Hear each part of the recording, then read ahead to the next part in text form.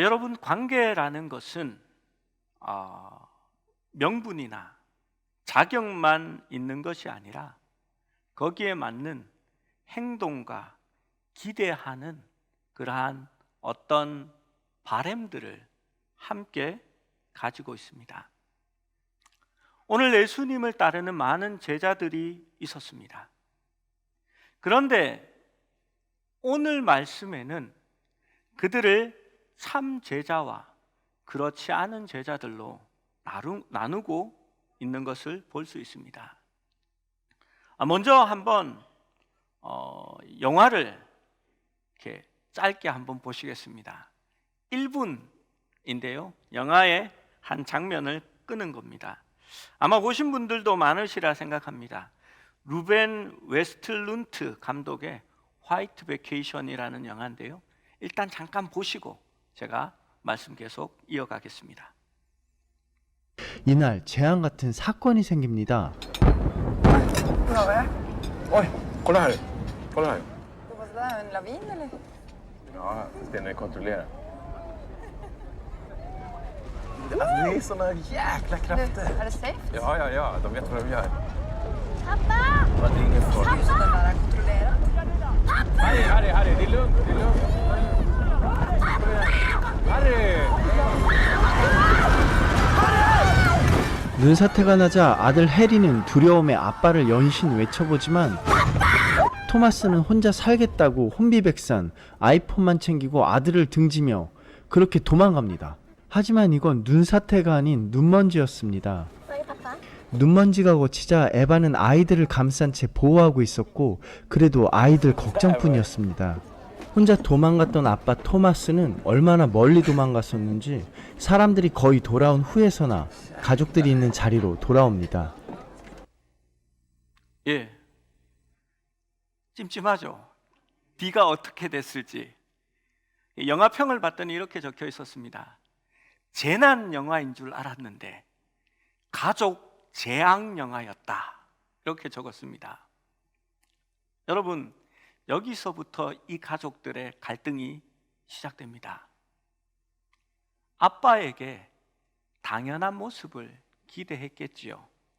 그 위기의 상황에 말입니다.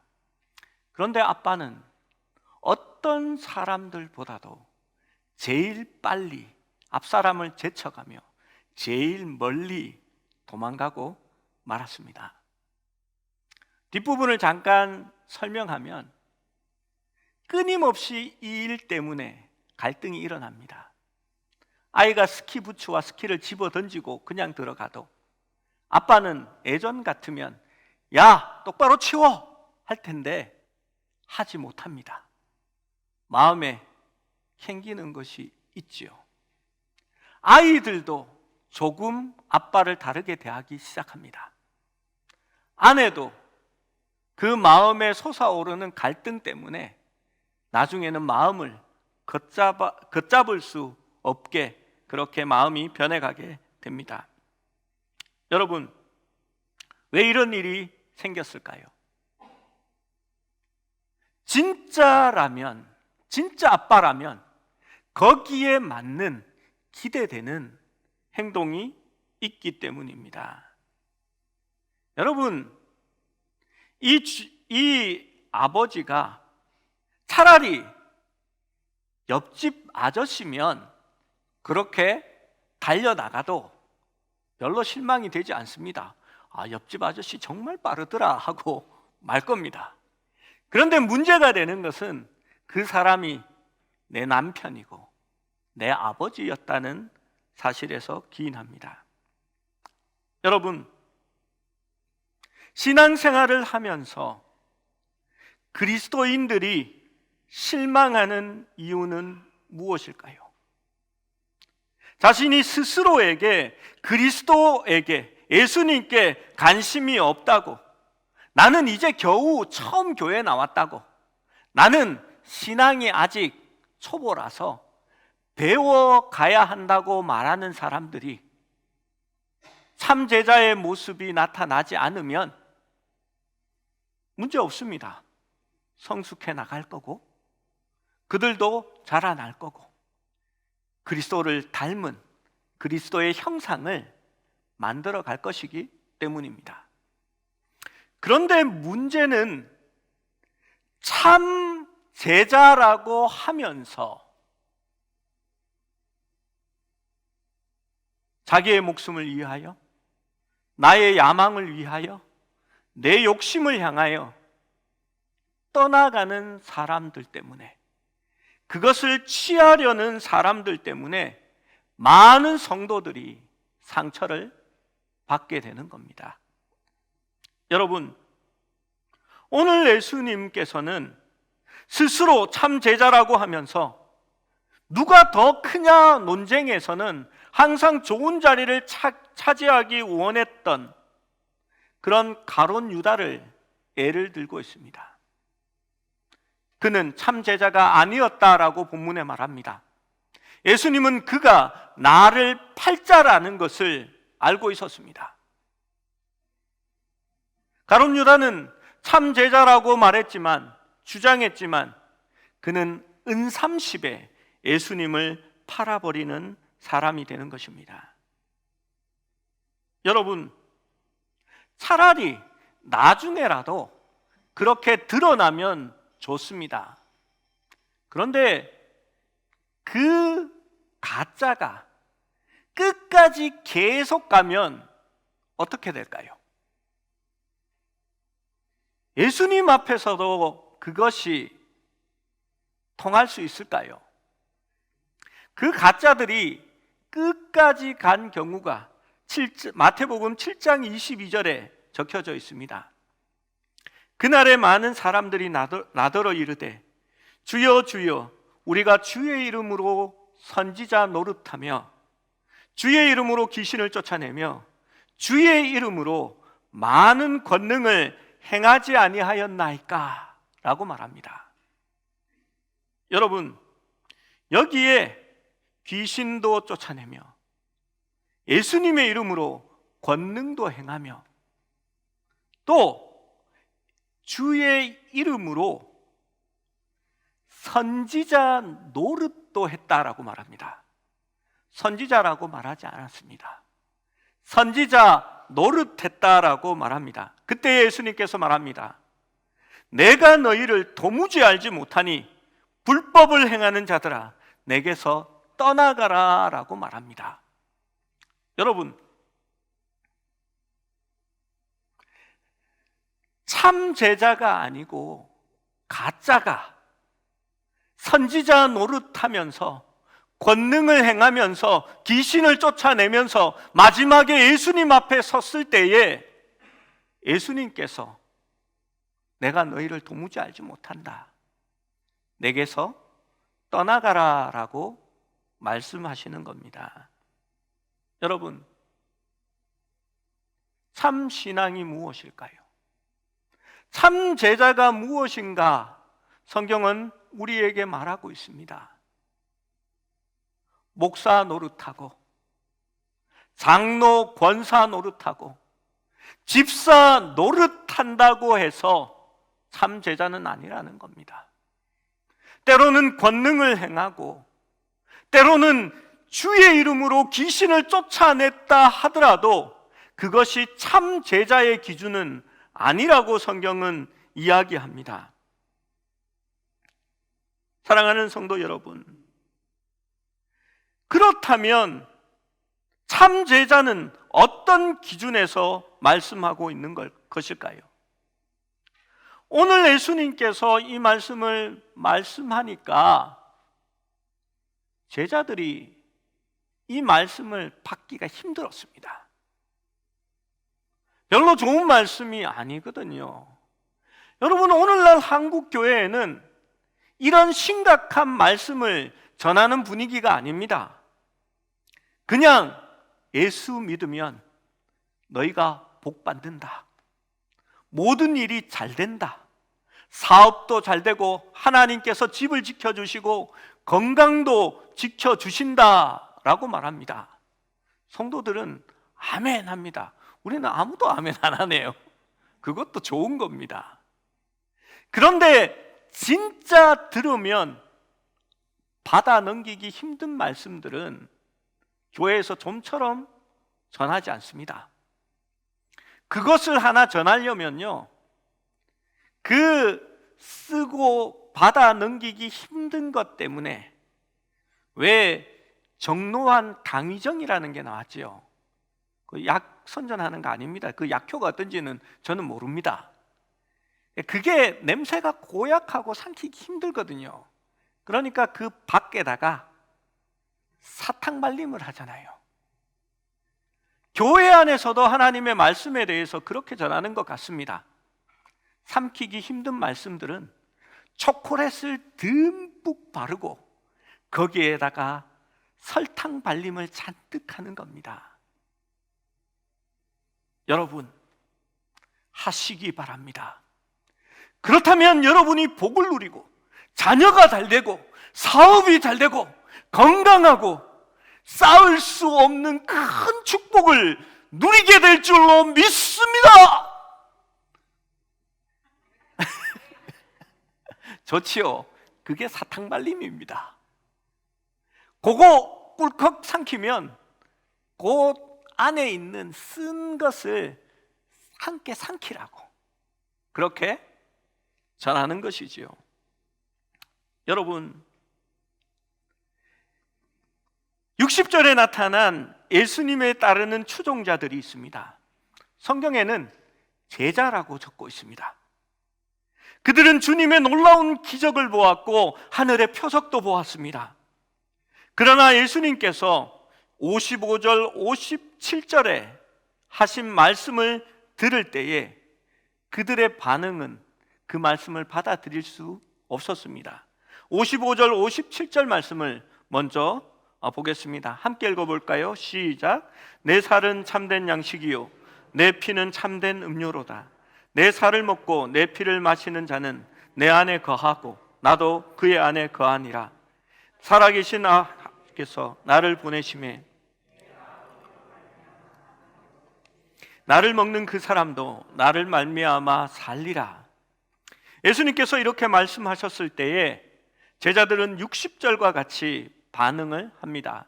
60절 말씀 제가 읽어보겠습니다. 제자 중 여럿이 듣고 말하되 이 말씀은 어렵도다. 누가 들을 수 있느냐 한데, 여러분, 여기에서 이 말씀은 어렵다라는 말은 이해하기 힘들다라는 말이 아닙니다. 여기에 어렵다라는 말은 단단하다, 거칠다라는 뜻을 가진 단어입니다. 받아들이기 어렵다, 삼키기 어렵다라는 의미가 되는 겁니다. 그리고 61절에는 제자들이 이 말씀에 대하여 수근거리고 있습니다. 그리고 66절 말씀에 이렇게 기록합니다. 그때부터 그의 제자 중에서 많은 사람이 떠나가고 다시 그와 함께 다니지 아니하더라.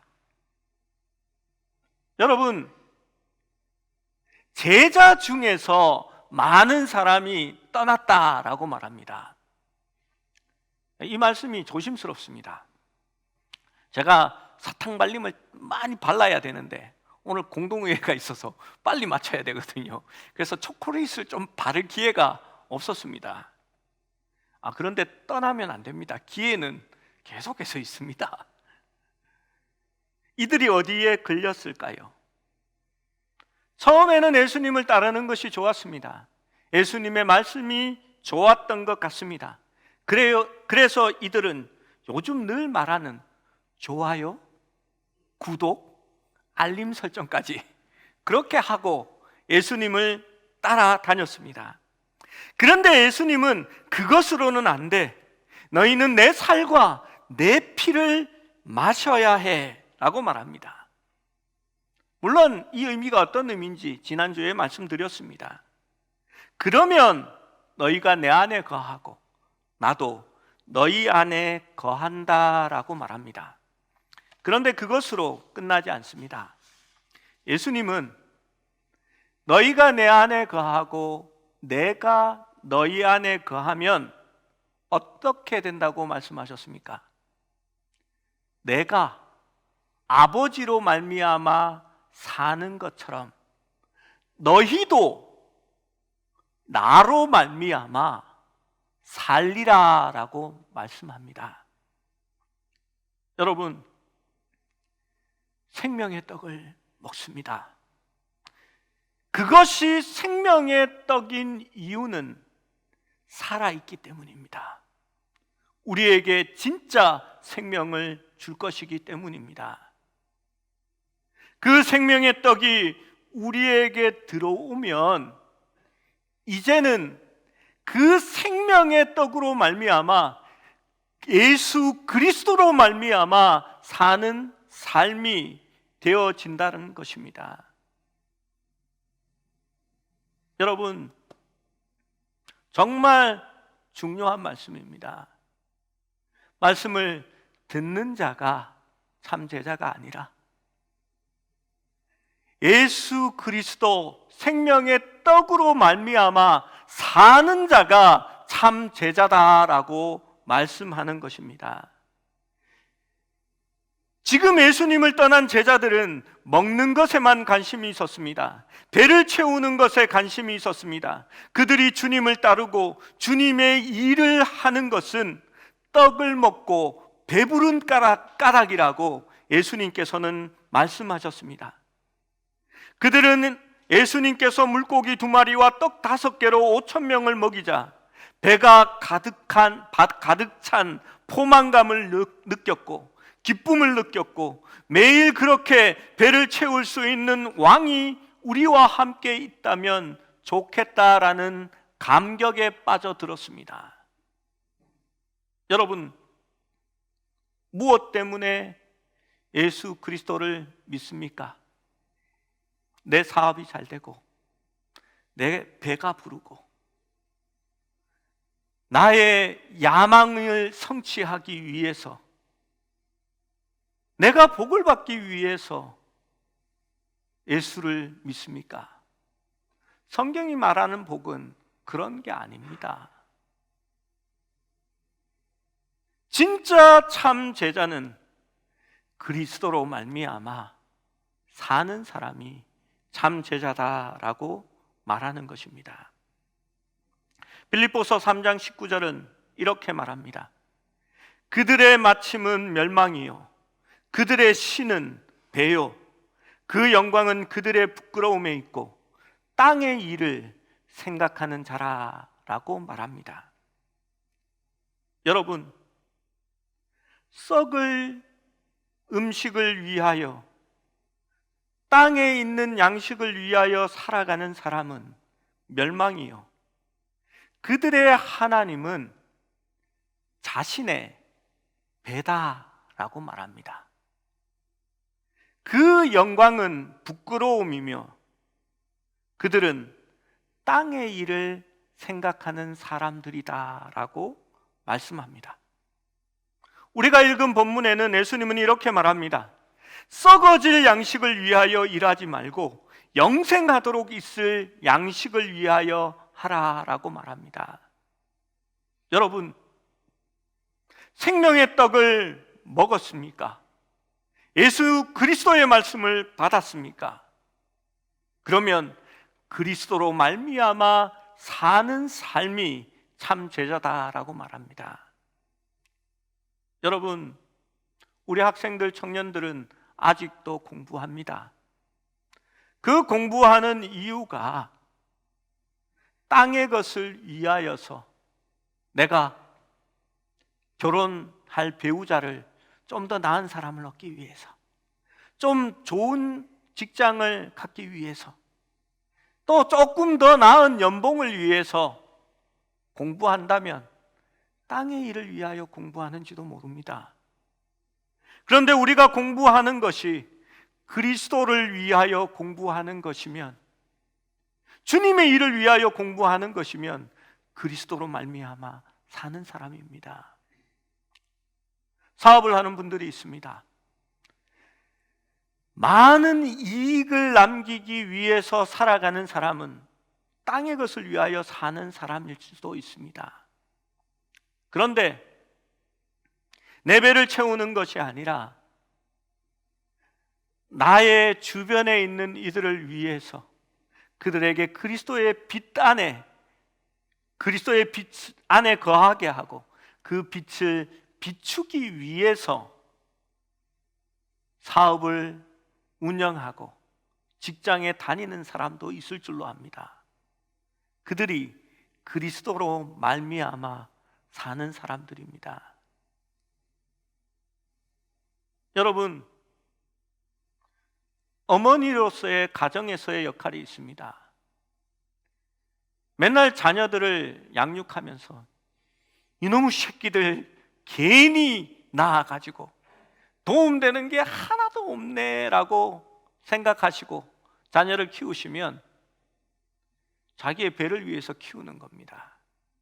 그런데 하나님의 선물이라고 생각하고 이 자녀들이 하나님 안에서 믿음으로 바로 성장하도록 하나님의 그런 믿음의 신앙을 전달하기 위해서 여러분이 자녀를 돌보고 양육하고 있다면 그리스도로 말미암아 자녀를 양육하는 것일 것입니다. 예수님도 마태복음 4장 4절을 통해서 이렇게 또한 말씀하셨습니다. 예수께서 대답하여 이르시되 기록되었으되 사람이 떡으로만 살 것이 아니요 하나님의 입으로부터 나오는 모든 말씀으로 살 것이니라 하였느니라. 여러분, 말씀을 듣기만 하는 자가 아닙니다. 말씀을 아는 자를 말하는 것이 아닙니다. 하나님의 말씀을 얼마나 많이 읽었느냐를 말하는 것이 아닙니다. 하나님의 말씀으로 사는 자가 바로 참 제자다라고 말하는 것입니다. 야고보서 1장 22절은 이렇게 말합니다. 너희는 말씀을 행하는 자가 되고 듣기만 하여 자신을 속이는 자가 되지 말라라고 말합니다. 여러분, 생명의 떡을 먹었으면 그 생명의 떡이 반드시 우리 안에 들어와서 소화되고 우리가 살아가는 생명으로 변해야 합니다. 천국은 지금부터 시작되는 것입니다. 비로소 그 하나님이 우리 속에 들어오셔서 우리에게 살아갈 이유와 힘과 에너지가 되어야 합니다. 그래서 우리는 예수 그리스도로 말미암아 사는 삶으로 바뀌어질 때에 사도 바울의 고백처럼 내가 그리스도와 함께 십자가에 못 박혔나니 이제는 내가 사는 것이 아니요 나의 배를 위해서 사는 것이 아니요 나의 야망을 위해서 사는 것이 아니요 내가 보다 좋은 직장을 가지기 위해서 사는 것이 아니요 나를 사랑하사 나를 위하여 자기 몸을 버리신 예수 그리스도를 믿는 믿음으로 말미암아 사는 삶이 되었다라고 고백하는 것입니다. 여러분, 듣기만 하여 자신을 속이는 자가 되지 마십시오. 아무리 선지자 노릇하고 목사 노릇하고 장로 노릇하고 권사 노릇하고 집사 노릇하고 성도인 듯 그 노릇하고 그렇게 살아간다 해도 그리스도로 말미암아 살지 않으면 참 제자가 아니다라고 말하는 것입니다. 듣기만 듣고 알기만 알고 그냥 자신을 속이는 자가 되지 말라라고 말하는 것입니다.